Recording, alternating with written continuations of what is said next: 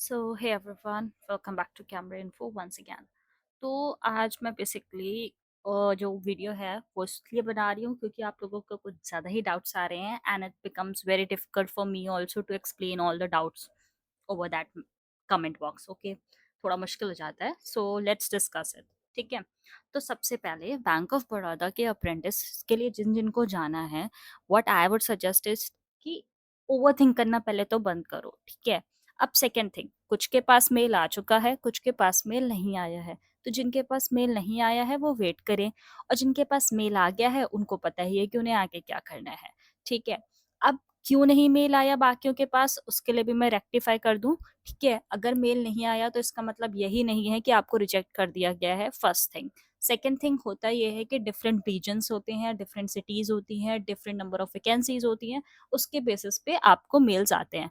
हो सकता है कि आप डीवी में जिन 10-15 लोगों के साथ गए थे उन 10-15 में से 10 को आ गया और 5 को नहीं आया हो। अब आप कहोगे कि वो तो सेम रीजन और सेम सिटी के थे, तो उनको आ गया, हमको क्यों नहीं? तो ऐसा होता है। इट डिपेंड्स कि वो कैसे सॉर्ट आउट कर रहे हैं, कैसे रिक्रूट कर रहे हैं, कहाँ पे उनके पास ब्रांचेस अवेलेबल हैं, कहाँ पे नहीं है। बहुत सारे फैक्टर होते हैं, तो ये सब बैक एंड का प्रोसेस है, इस पे नहीं आते हैं। ठीक है, वेट करो। बेसिकली ये है कि डीवी के बाद 1-1.5 महीना या मैक्सिमम 1.5 महीना तक आप वेट करते हो। अगर उसके बाद भी नहीं आता है कोई इन्फॉर्मेशन, तब आप उन्हें मेल करके पूछ सकते हो कि why you haven't received any information yet. ठीक है, तो आप पूछ सकते हो। वैसे भी दूसरी बात ये कि अगर बाई चांस मान लो कि आपको डर लग रहा है कि आपको रिजेक्ट कर दिया गया, तो let me be very clear, अगर वो आपको रिजेक्ट भी करते हैं तो वो बकायदा आपको मेल भेजते हैं कि हाँ, आपको रिजेक्ट कर दिया गया है due to this particular reason, आपने ये डॉक्यूमेंट सही नहीं दिया था या जो भी XYZ रीजन है। तो अपनी तरफ से ओवरथिंक करना, you should stop it. Okay, अब नेक्स्ट कम्स जो सबसे ज्यादा ट्रेंडिंग डाउट है, वो ये है कि BFSI की जो वेबसाइट है उसमें ऑफर लेटर का ऑप्शन आ रहा है। ठीक, राइट, ऑफर लेटर का ऑप्शन आ रहा है, सबको पता है। बट द थिंग इज, मैं ये कह रही हूँ कि आपने आईडी लॉगिन करके देखा तो आपको पता चला कि उसमें BFSI का ऑफर लेटर का ऑप्शन आ रहा है। अगर आप आईडी लॉगिन ही नहीं करते तो आपको ये बात पता ही नहीं चलती। राइट, सोचने वाली बात है। सेकेंड थिंग, अब क्या आपके पास कोई ऑफिशियल मेल, कोई ऑफिशियल मैसेज, कुछ भी आया कि आपको उस पर ऑफर लेटर अपलोड करना है? नहीं। इसका आंसर सबके लिए कांस्टेंट है कि उनके पास ऐसा कोई भी मैसेज नहीं आया है। ठीक है, तो जब आपके पास मैसेज नहीं आया है तो आपको आगे आगे चीजें करने की जरूरत नहीं है ना। अब मैं ये नहीं कह रही कि जो लोग कर रहे हैं वो गलत है, वो कर रहे हैं, उनका मन है, परफेक्ट। बट जो मेरा मानना है, पर्सनल ओपिनियन गाइस, ठीक है, वो ये है कि जब आपसे कहा नहीं जा रहा है तो आपको आगे आगे काम क्यों करना है? Just go with the flow ना। अब ये सब उनका काम है, ठीक है, मतलब ये जो ऑफिस है और जो भी है बैंक का काम है ये सब, ठीक है। आपका काम इतना पैनिक करना नहीं है। आपके पास जो इंस्ट्रक्शंस आ रहे हैं आपको बस ब्लाइंडली वो फॉलो करने हैं। आपको हर छोटी से छोटी चीज और हर बड़ी सी बड़ी चीज ईमेल के थ्रू बताई जाएगी, आपके पास सारे ईमेल्स आएंगे। तो वर्क लाइक दैट ना। अब दूसरी बात मैं करूं, कुछ लोग हैं कि जिन्होंने वो जो क्या कहते हैं एक्सेप्टेंस ऑफर आया था लेटर, ठीक है, प्रोविजनल लेटर, उसे अपलोड करा है। ठीक है, आपने कर दिया, आपका मन था, आपने कर दिया, वेरी गुड। नहीं किया है तो रहने दो, मत करो। ठीक, अब दूसरी बात ये कि पहली बात तो सीधी बोलूं तो द थिंग इज कि ऑफर लेटर आपके पास अभी आया भी है, एग्जैक्टली exactly। आपको कुछ भी ऑफर लेटर जैसे हैंड ओवर हुआ है? नहीं हुआ है, to be honest. Offer letter मतलब जिसमें आपकी ब्रांच एलोकेटेड हो, टाइमिंग्स हो, आपकी ड्यूटी लिखी हो, कुछ रूल्स लिखे हो, वो सब चीजें होती हैं।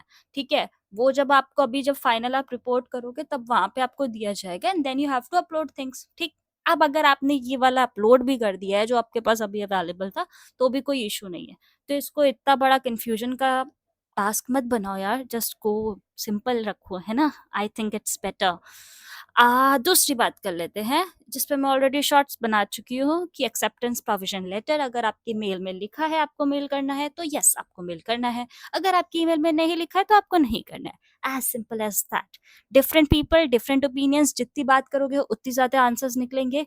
सो जस्ट कीप इट सिंपल ना। आपके पास जितना ईमेल आ रहा है आप उतना पढ़ पा रहे हो और आपको उतना करना है। ठीक, अब ये मत कहना मैम आपने कहा था और आपने नहीं कहा था। द थिंग इज कि मैंने भी जो कहा था उसको भी मैंने जो देखा होगा मैंने बस उतना कहा होगा, और सबके पास ईमेल अलग अलग आते हैं। अब अगर मान लो कि मैं कोई एक्सपीरियंस के बेसिस पे भी चीज सजेस्ट कर रही हूँ, तो मेरा एक्सपीरियंस मेरे टाइम का होगा ना, चीजें इवॉल्व भी होती हैं। ठीक है, तो आपको कुछ नहीं करना है, you just need to follow the thing which you are seeing. जो ईमेल आ रहा है आपको बस वो फॉलो करना है, सिंपल। तो अगर आपके पास है तो आपको भेजना है, आपके पास नहीं है तो आपको नहीं भेजना है। आपने भेज दिया है तो भी दिक्कत नहीं है, आपने नहीं भेजा है तो भी दिक्कत नहीं है। अगर आपने सिंगल पेज का भेजा है तो भी दिक्कत नहीं है, अगर आपने पांचों पेज भेज दिए तो भी दिक्कत नहीं है। So again, don't get confused. Now comes the favourite one, that biodata one. ठीक है, तो जो बायोडेटा वाला लिंक है ना, बायोडेटा फॉर्म है, उसमें जो लिंक है वो एक्टिवेट नहीं हो रहा है, कुछ का खुल ही नहीं रहा है, कुछ के में एरर आ रहा है और बहुत सारे एरर्स। ठीक है, तो आप ट्राई करो, खुल जाएगा। अगर नहीं खुलता है तो लास्ट डेट से पहले क्या करना कि एक ईमेल उन लोगों को कर देना कि my particular this site is not opening और समथिंग करके ऑफिशियल सा मस्त सा उनको भेज देना। ठीक, नहीं भी भर पाओगे तो कोई इश्यू नहीं है, जिस दिन आप रिपोर्ट करोगे उस दिन वहाँ पे चीज़ें सॉर्ट कर दी जाएँगी, क्योंकि उन्हें भी पता है अगर साइट नहीं चल रही है तो साइट नहीं चल रही है ना। अब आपका नहीं खुल रहा लिंक तो मतलब नहीं खुल रहा है लिंक, ठीक है? तो वो लोग इतने कोई क्रूअल पीपल्स नहीं हैं, उन्हें भी समझ आता है। वो भी ह्यूमन बीइंग्स हैं, अच्छे लोग हैं। आप आराम से बताओगे वो आपके डाउट्स रिज़ॉल्व कर देंगे, ठीक है? So don't panic again. Now comes the third and the favourite one, bank details. ठीक है? तो बैंक डिटेल्स का सीन ये था कि आपको अपना बैंक ऑफ बड़ौदा में अकाउंट खुलवाना था शायद, ठीक है? बैंक ऑफ बड़ौदा के अप्रेंटिस है ऑफ कोर्स, तो उसी में खुलवाना होगा, ठीक है? उसके बाद उसमें क्या रहना था, आधार की सीडिंग, जिससे कि आपका डीबीटी हो पाए, राइट? तो जो आपके टेक पे काम ये है, वो ये है कि आपने बैंक में अकाउंट खुलाया, वहाँ आधार सीडिंग का काम कराया। अब आधार सीडिंग कराने के बाद होता ये है कि 24 आवर्स में वो अपडेट होता रहता है, ठीक है? आपको बहुत ज़्यादा एक्साइटमेंट हो रही है चेकआउट करने की, तो एनपीसीआई की वेबसाइट से आप उसे चेकआउट कर सकते हो कि आधार स्टेटस क्या है। बाकी उसमें भी कई बार अपडेट होने में टाइम लगता है 7 टू 8 डेज़ का, तो डोंट पैनिक। अगर आपने वहाँ गए थे, आपने करा दिया है, बस आपका काम हो गया है, ठीक है? उसको क्लोज़ करो चैप्टर को। अब दूसरी बात आती है कि बैंक डिटेल्स को अपडेट भी करना था। अब आखिर बैंक डिटेल्स अपडेट कैसे होंगी, ठीक है? तो जो नैट्स आईडी है उस पे कुछ भी मेंशन नहीं है, मतलब नैट्स आईडी पे इस समय कोई भी एडिट का ऑप्शन अवेलेबल नहीं है। बैंक डिटेल्स अगर आप प्रोफाइल पे चेकआउट करने जाओगे तो आपको विजिबल तक नहीं होगी, ठीक है? वो नैट्स ऐसे ही वर्क कर रहा है इस समय। पहले होता था एडिट का ऑप्शन होता था, आप एडिट कर लेते थे, वाओ परफेक्ट। अभी नहीं अवेलेबल है, ठीक? तो अगर मान लेते हैं कि आपके पास नैप्स या बीएफएसआई की आईडी भी है, मान लो, ठीक है, दोनों है या एक आईडी है या एक भी नहीं है, तीनों की बात करेंगे। तो अगर आपके पास ये दोनों आईडी हैं, तो इन दोनों का जो एडिट ऑप्शन है, वो मस्त चल रहा है। वो मैंने चेकआउट कर लिया है, इन दोनों का जो एडिट ऑप्शन है, वो अच्छे से चल रहा है। नैप्स का भी और बीएफएसआई का भी। तो अगर आपके पास इन दोनों में से किसी की भी आईडी है, तो आप उसमें लॉगिन करके, उसमें एडिट करके आपका जो करंट अकाउंट है, वो अपडेट कर सकते हो, ठीक? इसमें अपडेट कर लो। दूसरी बात, अगर बायोडाटा के फॉर्म में भी अवेलेबल है ऑप्शन, तो उसमें भी करंट वाला अपडेट करना, नहीं है ऑप्शन अवेलेबल तो लीव इट, ठीक? दूसरी चीज, अब नैट्स पे नहीं हो रहा है, मत होने दो। मेन काम ये है कि देखो, जब आपकी सैलरी आती है इसकी अप्रेंटिस की, तो दो पार्ट्स में आती है। एक पोर्शन जो होता है वो आपको बैंक देता है, और दूसरा पोर्शन जो होता है वो गवर्नमेंट के थ्रू, डीबीटी के थ्रू आती है। तो अगर आपने आधार सीडिंग करा दी तो उधर गवर्नमेंट वाला पार्ट क्लियर है, डीबीटी वाला पार्ट क्लियर है, ठीक? जो कि 1 महीने बाद की बात है, जब आप ज्वाइनिंग कर लोगे उसके बाद, ठीक? अब दूसरी बात ये बैंक डिटेल्स की। तो अगर आपकी बैंक डिटेल्स नहीं भी अपडेट हो पा रही हैं, तो भी डोंट वरी। अभी आप जब रिपोर्ट करोगे वहाँ पे ये चीज़ आप रिज़ॉल्व करा सकते हो, जिनके पास सिर्फ नैट्स आईडी है, मैं उनकी बात कर रही हूँ। बाकी लोग तो इसमें अपडेट कर देंगे, वो अपडेट हो जाएगा, ठीक? और अगर मान लो तब भी कुछ नहीं हुआ, तो जब आप ब्रांच मतलब करोगे जॉइन, ठीक है ना? तो उस टाइम पे वो चीज़ें अपडेट हो जाती हैं, ठीक है? वो सब अपडेट हो जाएगा, सो जस्ट डोंट पैनिक। कामली रहो, चीज़ें स्लोली-स्लोली लेके जाओ और सब सॉर्ट हो जाएगा। तो ये भी एक कोई बहुत बड़ी प्रॉब्लम नहीं है।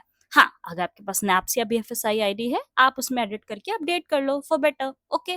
नहीं है तो भी चिल करो, बैंक का अकाउंट खुलवा लिया, आधार सीडिंग करा रही है, परफेक्ट। बाकी जब जॉइन करोगे, वहाँ पे जॉइनिंग जाना होगा, तो ब्रांच पहुँच के भी आपको अकाउंट नंबर और वो सब चीज़ें अपडेट करनी होती है, तभी तो वो भेजेंगे ना आपको आपके हिस्से की सैलरी।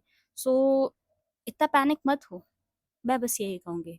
इसके अलावा कोई डाउट आई डोंट थिंक बचा होगा, वैसे मैंने अच्छा एक्सप्लेन किया है, बट स्टिल अगर डाउट हो तो you guys can ask me in the comment section. बाकी आप मेरे टेलीग्राम चैनल पे कनेक्ट हो सकते हो, और डोंट गेट ऑफेंडेड, ओके? मैंने मतलब किसी को मैं गलत या सही नहीं बोल रही हूँ, इट्स जस्ट दैट मैं ये कह रही हूँ कि ज़्यादा मत सोचो। अप्रेंटिसशिप है, अप्रेंटिस है मतलब, and just try to be go with the flow, ठीक? बाय बाय, कोई डाउट है तो पूछ लेना।